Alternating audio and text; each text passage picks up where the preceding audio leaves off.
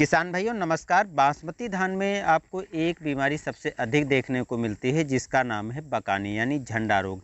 झंडा रोग सामान्य रूप से बासमती धान में सबसे अधिक देखने को मिलता है। इसके अतिरिक्त कुछ ऐसी प्रजातियां हैं जिसमें भी बकानी रोग कहीं कहीं पर देखने को मिल जाता है।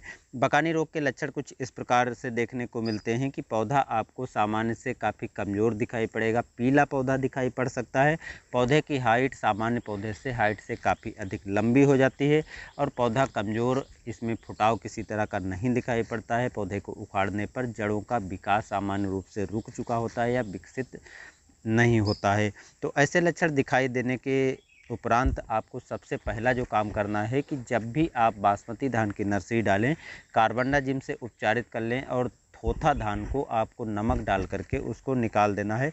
उसके बाद ही आपको नर्सरी को डालना है। नर्सरी डालने के बाद यदि आप नर्सरी की रोपाई करने जा रहे हो तो रोपाई करने से पहले आपको कार्बनडाजिम 50% की मात्रा और टेट्रासाइक्लिन स्ट्रेप्टोसाइक्लिन की 6 ग्राम की एक पैकेट ले लीजिए और एक में मिला करके जो है 1 ग्राम प्रति लीटर आपको कार्बनडाजिम 50% डालना है और 6 ग्राम का पैकेट आपको उसी घोल में घोल करके जड़ों को उपचारित कर लेना। जड़ों को उपचारित करने के 10 से 12 घंटे तक रखने के बाद आप धान की रोपाई कर दीजिए।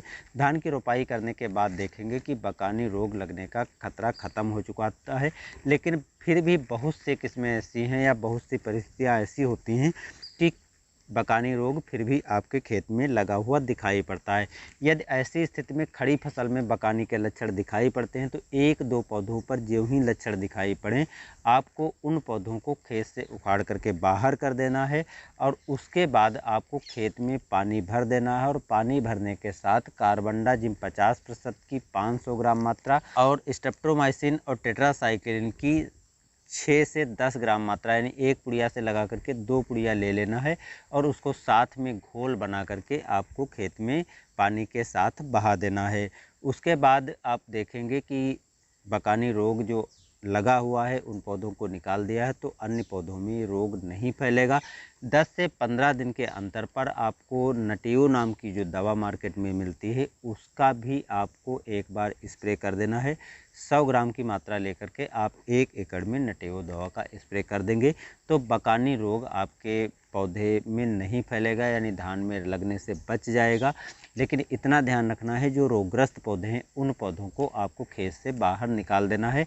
यदि ये आपके खेत में 10 से 12 दिन के बाद ही लगना चालू होता है तो नए धान के पौधे स्वस्थ उपचारित करके आप वहाँ पर रोपाई कर सकते हैं, जिससे जो स्पेस बीच में गैपिंग बची है वो भी भर जाएगा और उत्पादन में कोई फर्क नहीं पड़ेगा। लेकिन यदि ज़्यादा लंबे समय पर ये रोग दिखाई पड़ता है तो भी आपको खेत से ऐसे रोगग्रस्त पौधे बाहर निकाल देना है, क्योंकि इसमें ना तो बालियाँ आएंगी और दूसरे स्वस्थ पौधों को भी ये नुकसान पहुंचा सकते हैं।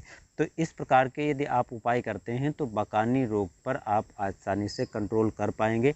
ज़रा सी लापरवाही करने पर आपका भारी नुकसान हो सकता है।